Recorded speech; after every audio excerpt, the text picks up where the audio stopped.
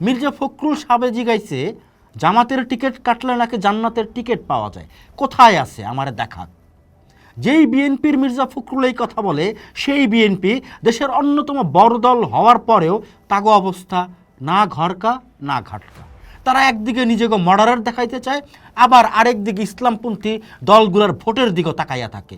এই যে দুই নৌকায় পা দিয়া চলার কারণে তারা প্রগতিশীল কোনো ইস্যুতে শক্ত অবস্থান নিতে পারে না। এইটা তাগো রাজনৈতিক দৈন্যতা। বাউল ফকির উপরে যখন হামলা চলতেছে তখন বিএনপির চুপ মেরা থাকাটা আসলে ওই উগ্রবাদী শক্তির এই সাহস যোগাইতেছে। চিন্তার কিছু নাই, কয়দিন পর এই উগ্রবাদী শক্তি বিএনপিরও খায়া ফেলবে। তারপর ধরেন পলাতক স্বৈরাচার হাসিনার কিছু বক্তব্য। আসেন একটু স্ক্রিনের দিকে তাকাই। স্ক্রিনের দিকে তাকাইলে কি দেখতেছেন? দেখতেছেন তিনি কইছিলেন ফ্যাশন দাঁড়ায়া গেছে, ধর্মের বিরুদ্ধে লেখলেই মুক্ত চিন্তা।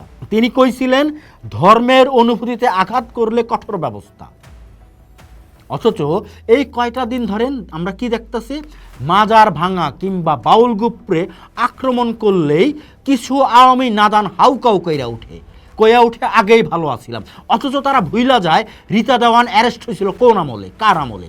আর এই যে হাসিনার বক্তব্যগুলাই আজকাল আমরা শুনতাছি যারা হাসিনা বিরোধী বইলা স্বীকৃত তাগো মুখে। কি একটা আজব পরিহাস, তাই না?